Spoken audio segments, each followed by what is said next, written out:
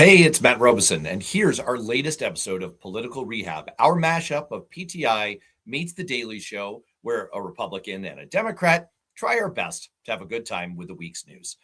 This episode was previously recorded, but before we get to it, I want to mention that we try to record as close to episode release as possible, but we can't anticipate the future, and news moves awfully fast these days. So you're going to hear us talk about the news of this week, which was largely about the White House being in rapid retreat on the violent ICE operation in Minnesota. And subscribers to my Substack, worthknowing.substack.com, will have seen this morning that I wrote about the subtle news item that broke late yesterday that embattled Republican Senator Susan Collins made one phone call to DHS Secretary Kristi Noem. That was all it took to end a similar ICE operation that had just gotten started in Maine, revealing that for the Trump administration, this is all politics and it's all corruption. But in addition, two other big things have changed in just the last few hours. First of all, the news that veteran journalist Don Lemon was arrested for covering a protest at a church, showing that the Trump immigration crackdown is really about going after his enemies among Democrats and the media. And then second, the story that President Trump called Alex Pretti, the nurse who was tragically killed by ICE agents in Minneapolis last week, an agitator and possibly an insurrectionist, after a video emerged of Mr. Pretti in a confrontation with federal agents at a protest 11 days before he was killed. At the end of this episode, as part of our regular Dose of Hope segment, Matt and I actually addressed that video and what the story of Alex Pretti really says. So we'll leave that discussion to the end of the episode, but I hope you'll hang on for it. Suffice it to say that all of these news items can once again cast doubt on how much Donald Trump and his administration really are in retreat, or really believe in anything, or really are making any changes. With that, let's go to the episode. Blaming advisors is a coward's move. It lets Republicans criticize Trump without actually holding him accountable.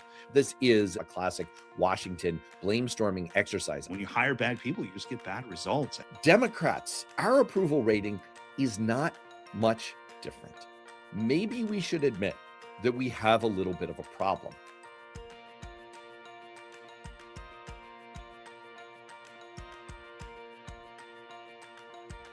Welcome to Political Rehab, smart politics without the hangover. I'm Matt. And I'm Matt.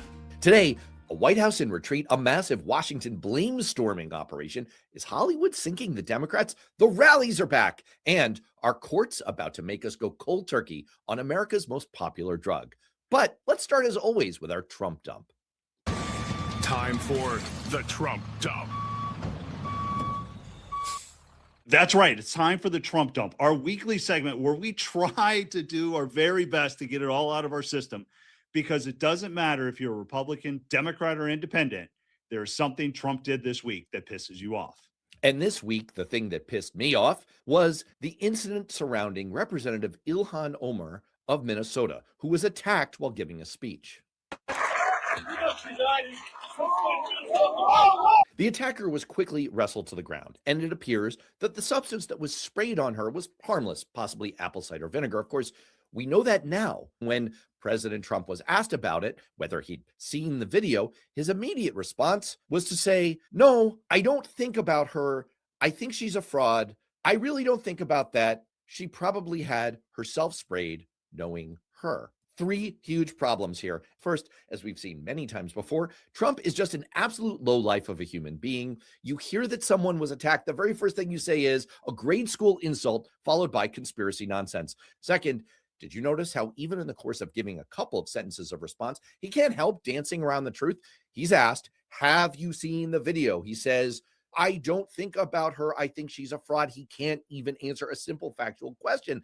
That's what requires the follow-up further down from the reporter. And even when he gives his answer, it's pretty sus, as the kids would say, because he both claims not to have seen it and to know all about it. And third, notice the context of his attack on Omar. It's on a member of Congress.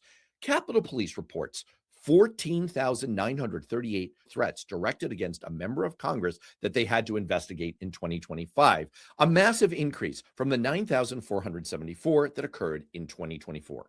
What changed? One possibility is that we magically got more divided and it was on both sides and absolutely nothing caused it. Or there's the Occam's razor explanation. As was true the first time Trump was elected, his violent attacks on his opponents shifted the Overton window, shifted the permission structure, and gave people looking for an excuse to escalate the exact excuse they needed. And by the way, Trump has a particularly nasty habit of applying this to members of Congress. Just a couple of days ago, he was told that Republican Senators Tom Tillis and Lisa Murkowski had said that DHS Secretary Kristi Noem should be out of a job. They called them losers on top of previous comments that they were disgusting and reprehensible. Do you maybe see a problem here? It doesn't matter if you agree with a politician's politics.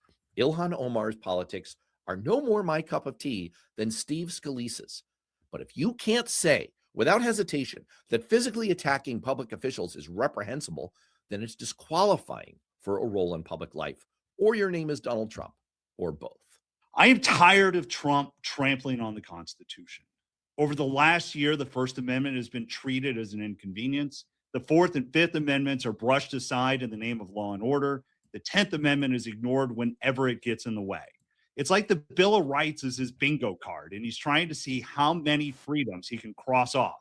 What I didn't expect, and what I didn't have on my bingo card, was that Trump was coming for the Second Amendment. After ICE agents killed Alex Pretti, Trump said Americans can't bring guns to protest.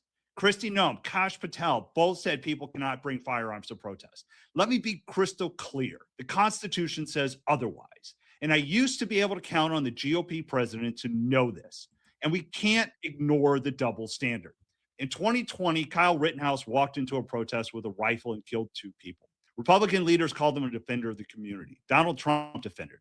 Mark and Patricia McCloskey, who waved guns at Black Lives Matter demonstrators from their front yard in St. Louis, spoke at the RNC convention. But it's not just the hypocrisy. It's how easy Trump dismisses constitutional rights, how clear that it is that he has no core principles. For my Republican friends who ask why I criticize Trump so much, do you understand me now? Do you see it? Do you see now that every right, even the Second Amendment, is at risk under Donald Trump? He doesn't believe in limited government. He doesn't believe in constitutional restraint. He doesn't believe in conservative principles. He believes in power. And don't give me the excuse that Trump just got bad advice. Blaming advisors is a coward's move. It lets Republicans criticize Trump without actually holding him accountable, without making him mad. It sounds brave, but it's spineless. So let's stop pretending this is who Trump is. This is who Trump has always been. And this is why it's the duty of every Republican to call him out. Speaking of casting blame on advisors, it's time for our rundown.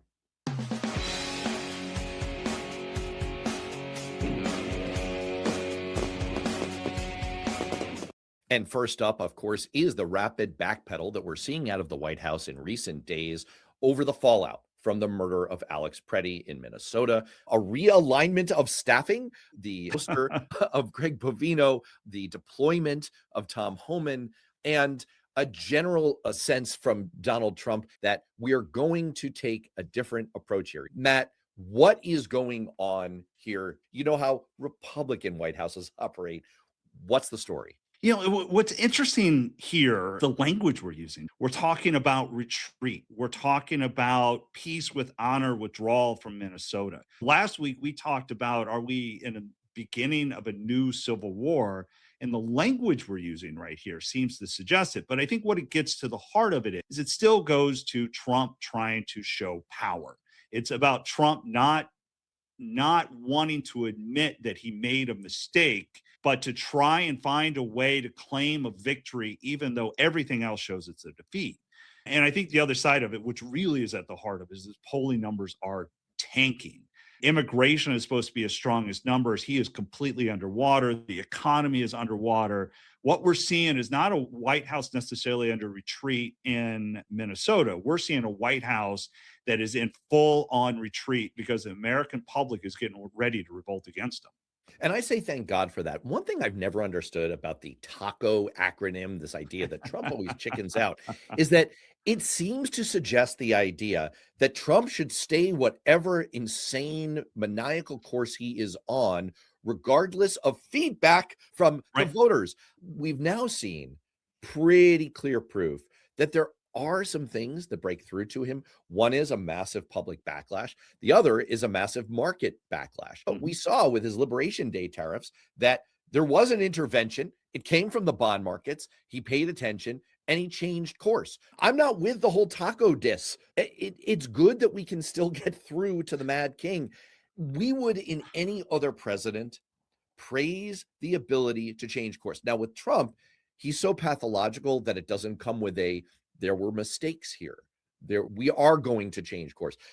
Barack Obama spoke of receiving a shellacking in the 2010 midterms and doing things differently. You don't see any of that, but at least at the end of the day, there is some change. That's ultimately what we want. The question is, how real is it? And that kind of brings us to our next topic is, like you mentioned, people have been reassigned, but it also starts to feel like there is this circular firing squad that's happening. Trump is blamed Bovino, Nome is blamed, Miller's blamed Border Patrol blames ICE. When you can send in Tom Homan as the voice of reason on this thing, you've escalated beyond control. But right now, because of this, heads need to roll. The guy who made a living in recent years of saying you're fired so far has done nothing more than reassign people here. But my question to you, Matt, is this enough? Should Kristi Noem be fired? What about Lewandowski? What needs to happen next to really show some solid leadership? First of all, the public reaction of, okay, Jason has been taken out. We're sending in Freddy Krueger. You're much better off now. Tom Homan is no angel, okay?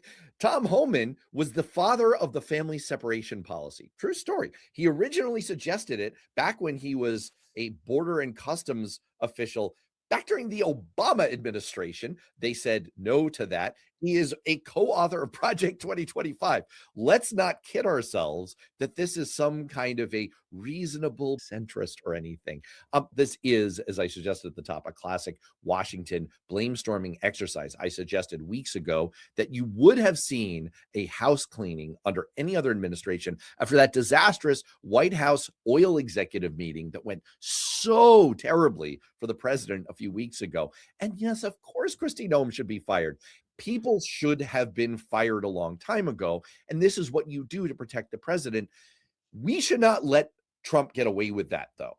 I suggested in my live stream on Tuesday, the blame here is not transferable. The buck stops with Trump. He's the one who empowered these sociopaths like Stephen Miller to live out their insane right-wing fantasies and engage this poorly trained, highly armed paramilitary and deploy them into American streets to shoot American civilians. This is absolutely beyond, well, you just fire some people. So yeah, you should fire everybody and then he should get fired. Look, absolutely should fire Kristi Noem. Corey Lewandowski needs to go. Like this was never a setup that was going to work. She's in way over her head. We've talked about it many times. This is what happens when you hire incompetent people. You get incompetent results. But pretending the buck doesn't stop with Trump is just an absolute mistake. He is the one at the top of this. He is the one who we cannot distance the blame here. He should be held accountable for this. And if Republicans think that this is just going to disappear in 9-10 months, they're sadly mistaken. And we're gonna pay the price for this. In the face of this large-scale authoritarian assault on America, and as you said earlier in your Trump dump, the president openly violating the Constitution, going to war without congressional authority, seemingly erasing the Bill of Rights. Comedian Bill Maher has put his finger on the biggest problems that Democrats face.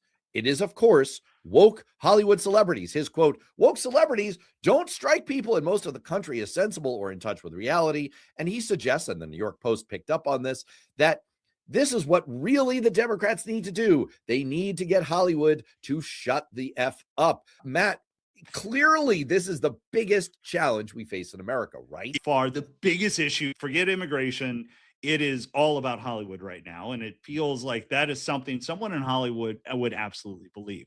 Look, Democrats do have a problem here, but it's not as big as Bill Maher would like to think. The issue is Democrats don't have a good, strong, solid leader And Hollywood has a big voice. And so every award show, it is every Republican loves to just go out and talk about whatever woke nonsense that came up. It becomes a great talking point for Republicans that we continue to say, see, look at that. That's what Democrats really believe. That's why you can't go that far. It's a talking point. It highlights where I think the weaknesses are for some Democrats because there is no solid, concise voice out there. I will say, though, there is more than a kernel of truth here.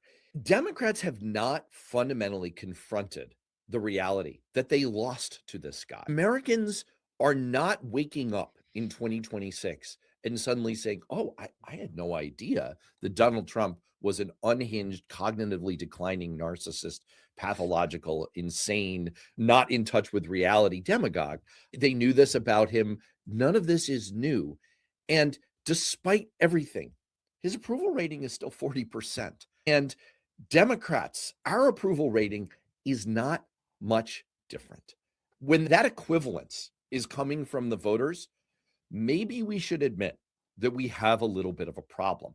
And sure, you can chalk it up to the power of right-wing media. You can chalk it up, as you did, to a lack of full-throated and coherent and compelling spokespeople for the party, a leader. Sure, all true. But maybe it's also the fact that we continue to have a perception problem with some of the positions, and putting out front the wokest among us, maybe not our best strategy. You're 100% correct on that. And I think one of the issues that it really begins to highlight here is what the appearance is, that it is nothing but an anti-Trump resistance. And as Harris proved, that doesn't necessarily get you your swing votes, which brings us to our next topic. Donald Trump did a rally in Iowa where he stated, I am going to spend all of 2026 campaigning. Now, I just want to say to Democrats, you're welcome. That's going to help you because it's not going to help us. I had an interesting conversation this week with a friend of mine who's a big Trump supporter. And what I think most people forget here is that for the people who decide elections, they don't look at Donald Trump and say, yes, this is working. For the people who decide elections, see the visuals in Minnesota. When they see their checking account go down, they see affordability as a problem, not a hoax. And so when Trump is out there campaigning for all of 2026, yeah, it's going to rally the base here in conservative states, and it's going to anger the Democrats. But my question to you is, in swing states, does Trump campaigning help Republicans or help Democrats? So the conventional wisdom about midterm elections is that they are turnout elections. Presidential elections tend to be more persuasion elections. The reason for that is that presidential elections drive higher turnout. And so if you have a lot more people showing up because it's the big show, it's the Super Bowl of elections, then you have more available persuadable voters. That's where the margin's going to be. All true. Midterm turnouts are much lower. And so the exercise is seen as much more of who can you get to motivate them to show up. Now, this has become an excuse in the Democratic Party, and a bad one in recent years, to say, we can let our freak flag fly. We can be as woke as we want to be because that motivates our base. Getting further left is what fires up voters who are intermittent voters who may or may not show up. There is reams of evidence at this point that is not true. The question here is the converse true for the Republican Party. I think there is some evidence that Trump is able to motivate that MAGA base. But what is not well established is, can he motivate them to show up in midterm elections? That has not been true previously. And so the odds are against this working, but it might. It might. In order for Republicans to maintain a majority or not get their butt kicked or maybe even hold on to the Senate, is you got to get those voters in the middle. And those voters in the middle in swing states, Trump hurts. He just does. For our next story, it's a little bit on the nose for a show that's called Political Rehab. We are talking about America's most popular drug, by far, social media, and specifically infinite scrolling, algorithmically driven reels, shorts. Oh no, wait, we like YouTube shorts. Yes, we do. Really well on this show on YouTube shorts. YouTube Like and shorts are subscribe. great. Yes, and subscribe. YouTube shorts are great if you're an adult and you don't have a particularly vulnerable brain. But it turns out they're not great for children. In fact, this morning, I caught my 9-year-old watching YouTube shorts and I said, "Son, oh my gosh, what are you doing? Get off of YouTube shorts." He said, "It's fine, Dad. I'm just doing cocaine." And I said, "Oh, phew. Thank goodness." This is actually in the news right now because there are major legal cases unfolding with TikTok agreeing to a landmark settlement on youth addiction to their product. Meta and YouTube are heading toward trial over claims that their platforms harm young users. Matt, what do you make of all of this? What I find interesting is that Facebook and Meta have decided to keep this going to court as though they are somehow not a part of this problem. Anybody who's worked in politics can tell you firsthand that social media is addictive. It's how we drive messages, it's how we target you. We use that fully to our advantage. And we do it because we know that they get so addicted to their phone. That's the easiest, quickest way to go after a message. 10 years ago, 15 years ago, we always talked about television, more eyeballs. We're going to get more eyeballs. Now we still run the TV ads, but we are going after social media because we know you're spending hours on the screen. And if it's happening with adults, it's starting with kids. And it's always interesting when lawmakers and the public policy come up on this because they're so behind the curve. And I think that might be what Meta is banking on, is to try to prove somehow that it's not as addictive as drugs or tobacco, but they're clearly using the same thought process and their algorithms reflect it. First of all, I'd like to clarify before the Department of Child Welfare comes after me that my child does not use cocaine. Occasionally, he does use YouTube Shorts, and that is a problem. I think this is an issue that has become politicized because Republicans have tried to claim that they are the victims of some kind of deplatforming persecution, which is bullshit. Democrats have worried about whether these platforms have been manipulated by Russians and trolls and bots and Russian bot trolls to affect the outcome of elections. Unquestionably, they have. The baseline issue here is that we all are carrying around addiction machines in our pockets. There is an issue and there's a reckoning coming here. And I'm with you. I'm not sure why you don't see Meta and YouTube settling. Mm-hmm. With that, we are going to go on to a new version of our rotating segment. This is Burning Questions. Quick hits. Big issues. Welcome to Burning Questions. So the idea here is that we usually do our rundown and we hit 5 topics and we do them in bite-sized chunks. But in recent weeks, the discussion of ICE and Minnesota and the murders and the violence, and before that, the invasion of Venezuela, the threats against Greenland, there have been these big marquee stories that have blotted out the sun and not left a lot of room for all kinds of other stories that are going on in the background. And we would like to hit all of them because there are some burning questions involved. Let's hit our first one right now. There is a fight unfolding over Trump administration access to voter rolls. Matt Wylie, what is going on here? Is this incredibly sus, even as a Republican? Yes, we talked about this on our last episode. The fact that government is now trying to control big data really gets to the heart of how it's going to be manipulated and the new power struggle that's out there. And what people don't realize is that states control their own elections.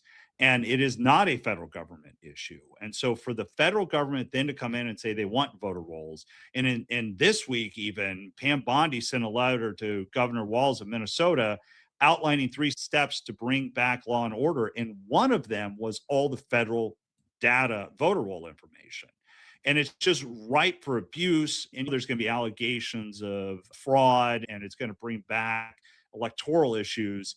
But at the heart of this becomes another way for the federal government to control citizens that isn't constitutional. Yeah, the idea of this incredibly corrupt, politically motivated hack getting access to our most vital data and using it in a way to menace Americans potentially concerned about being threatened by ICE, being picked up by a paramilitary force when they go to vote, and suppressing voter turnout.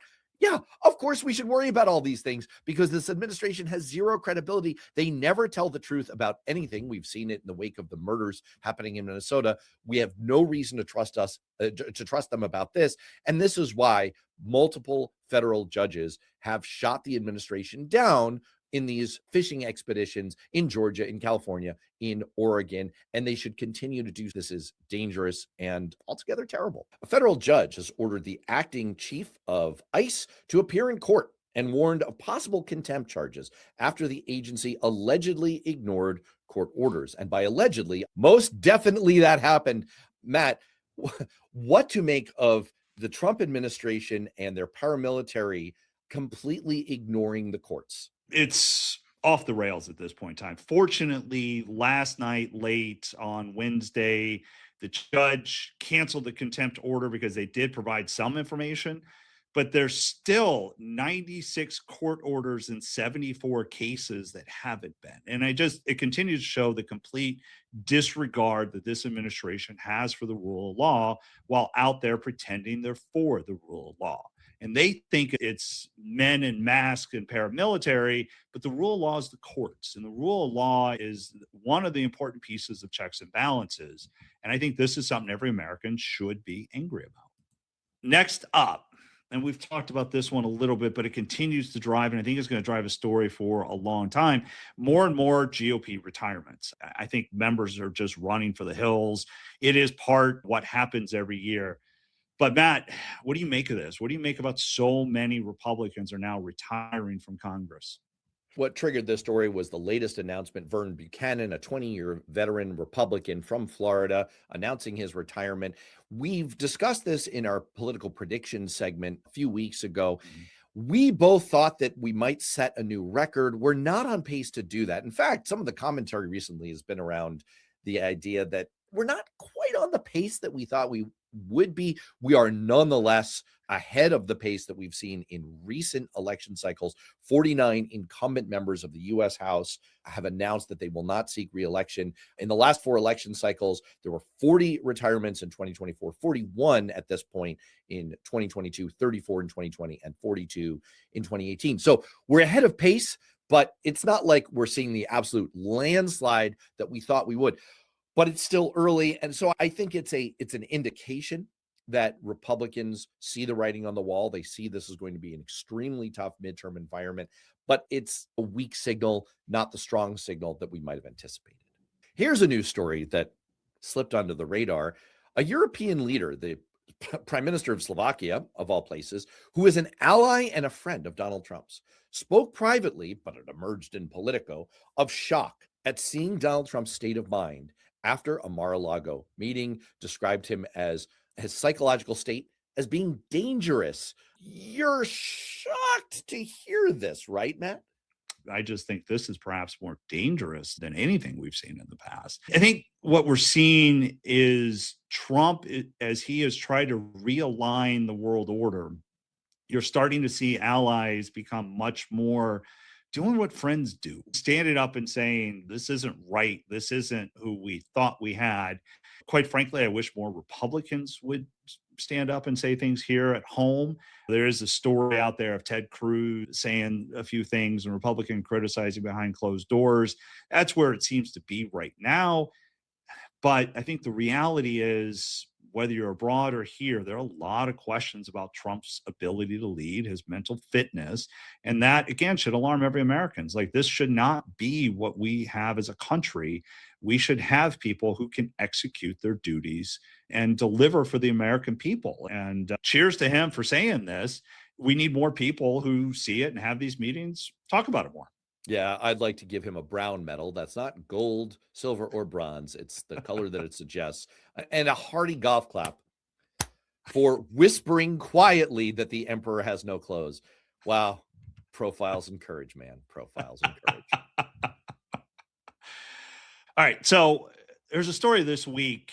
Maybe Democrat strategy should be much more go after immigration, go into the heart of the line, attack the string, so to speak. Matt, like, you're talking to your friends, your colleagues. What are Democrats thinking here? Should they start talking immigration? Should they attack the strength? Should they go after this issue? Yeah, this is the Karl Rove doctrine, attack the strength. You saw it in the Swift boat attacks on John Kerry, where at the time, 20 years ago, his greatest strength was perceived as being his military service record, in contrast to George W. Bush's, what was his deferment reason? Anyway, the point is, it was seen as a point of strength. So the first thing they did was attack the strength. It's actually a strategy that goes back to Alexander the Great. There's a long treatise I have on this on my bookshelf behind me. Suffice it to say, this is not the approach the Democrats have been taking. They have seen immigration as an issue on which to play defense. But now, as you say, there is an opening because polling has radically changed when it comes to ICE. Vast majorities of Americans see ICE as overreaching, being too violent, too excessive. And so there is this question, there is this discussion going on right now. Democrats, they are standing on firm moral principle to rein in ICE and to draw a line and to say, we are not going to support a dime of further funding unless we put some restrictions on ICE. But I just don't want my party to interpret that as, let's go all the way to abolishing ICE. That's not quite where Americans are. Americans remain deeply divided on immigration. We're in many places on it. And I think it all sums up to Americans continue to want stronger border enforcement, and they want violent criminals to be deported, but they don't want what the Trump administration is doing. That's the position we should be in. And is it a political opportunity? Sure, but it won't be for long if we overreach on it. I agree with that. Look, I think it is a great political opportunity for you. And as I said in my Trump dump several weeks ago, we've definitely fucked up the immigration issue for Republicans. We've taken our strongest issue and we've made it toxic. So there is an opening there. I think the caution for Democrats is exactly what you said. How do they talk about it without sounding like it's just anti-Trump or it's an abolish ICE kind of thing? And so they need to figure out how to recalibrate that message for today's elections, because I will say Republicans are vulnerable on this one right now. And we don't have an easy way back unless Democrats figure out how to screw it up. Well, here's a headline for you. The head of the U.S. Cybersecurity Agency reportedly uploaded sensitive government documents into a public chat GPT, triggering security alarms. This obviously connects to the earlier story that we discussed about the data deep dives that Pam Bondi is trying to perpetrate in state voter rolls. Matt, wow, what is going on with this? You got to love the competence of this Republican administration of yours. I think you've said it over and over again. When you hire bad people, you just get bad results. This is That's why. Yeah, I mean, it really is. I don't need to say much more. Is we just, whether it was Signalgate or this, or we accidentally releasing Social Security information to unsecured, it just, we constantly screw this up. And trust in American government's already so low. Trust in this administration and Congress is already so low. And all this does is to continue to show why they're right to not trust this administration. It also shows the threat and the danger of using AI to substitute for actual. It is inevitably tempting. You and I, we use AI tools to help us with research, but we have a rule. We don't let AI determine what comes out of our mouths, what comes out of our fingertips. We won't let AI think for us. We'll let AI research for us. That is a massive difference. And I will tell you that every piece of AI research that I get, I fact check, I cross check, and then I think, and then I reformulate it in my own thoughts. The whole point of having a cybersecurity chief is to have someone who is a deep expert who can do that executive function, not to offload that function to ChatGPT. And it is incredibly disturbing and dangerous to have experts. This is what we saw with experts in critical domains outsourcing their thinking when they have a public trust to an AI tool. It's remarkable the level of brain drain that we're seeing in this administration. With that is it. And let's get to our fun weekly segment. That's bullshit. Bullshit. Bullshit. Bullshit. Bullshit. A bullshit? It's cold. Damn, is it cold. This is an actual photo I just took of our back shed and the snow piled around it, which my kids were able to use as a ladder to climb to the top and build a snow cave like they were on the planet Hoth. So It's freaking freezing. And that led the President of the United States to say this. Could the environmental insurrectionists please explain whatever happened to global warming? But of course, this isn't the first time he's made this stupid argument. The coldest ever recorded. In coming days, expected to get even colder. People can't last outside even for minutes. What the hell is going on with global warming? Please come back fast.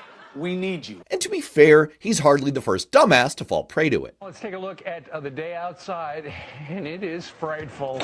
Yeah, that global warming thing's really kicking into high gear, isn't it? Whenever we have a cold snap like this, I will inevitably get comments like this. Where's your global warming now? Global warming, LOL. Whatever happened to global warming? But here's the thing. It's bullshit. And I'll let an actual credible meteorologist make the point. A temperature, or a stretch of temperatures, whether it's hot or cold, does not negate nor support global warming. That's right. First of all, the US represents only about 2% of the Earth's surface. Global warming is, wait for it, global. And the last 3 years around the globe have been the warmest on record. Even right now, Australia, Africa, the Arctic, Antarctica, Asia, Canada, much of Europe, and even Greenland are warmer than normal, with Greenland basically exporting its coldness to us in a giant middle finger, and yet another example of Trump's failing trade policy. Second of all, extreme cold snaps in one place don't disprove global warming. It's actually the opposite. More dramatic extremes in both cold and hot are symptoms of climate change. When we have an excursion of warmth, it's more magnified. When we sometimes have an excursion of cold, it can be more amplified. Whatever weather pattern you get in tends to stick around a little bit longer, and that can lead to more extreme events. That's right. The Arctic is warming 4 times faster than the global average, which is disrupting atmospheric patterns. Just remember that record hot days now vastly outnumber record cold days. And finally, let's just remember the bottom line, which is that 97% of climate scientists agree that human-caused climate change is happening. Look, if people want to argue that some have gone overboard on global warming alarmism or on policies that involve too much sacrifice in people's material well-being, that's totally reasonable. It could even be right. But that's not the same thing as denying that human-caused global warming is real. That's just a piece of ice-cold bullshit. Great. Fantastic. Another great segment. All right. We have a very special edition this week of our closing segment, Dose of Hope.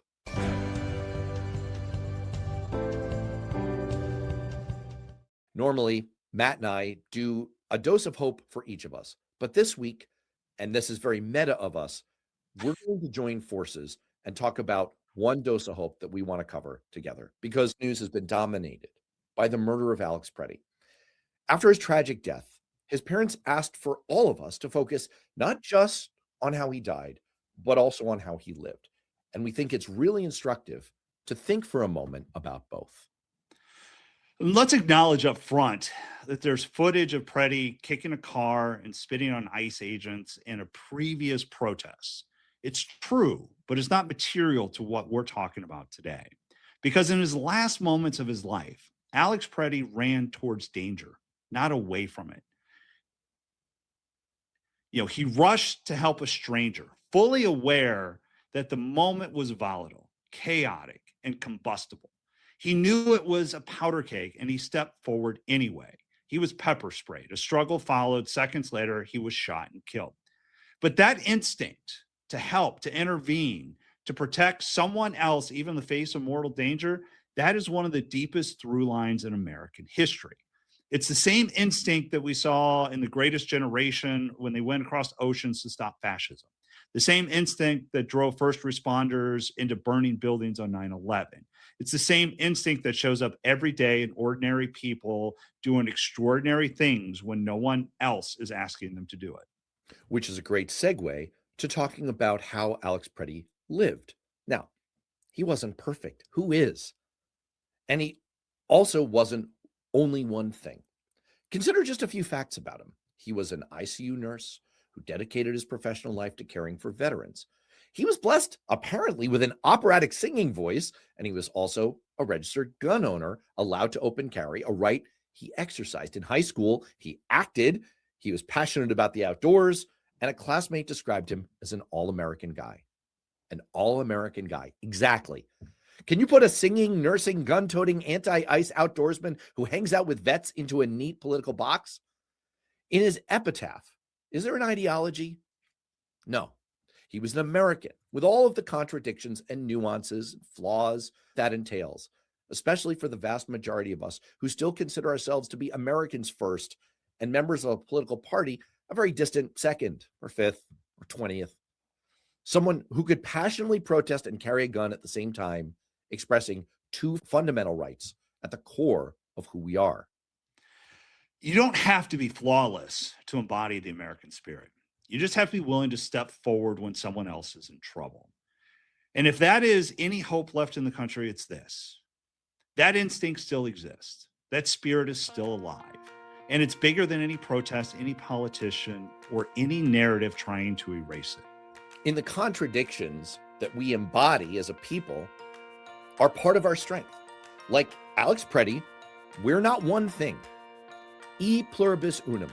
Out of many, one. We are an alloy, and that makes us stronger. It makes us better.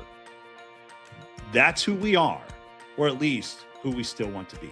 And that is the purpose of this show. For Matt, I'm Matt. We'll see you next time.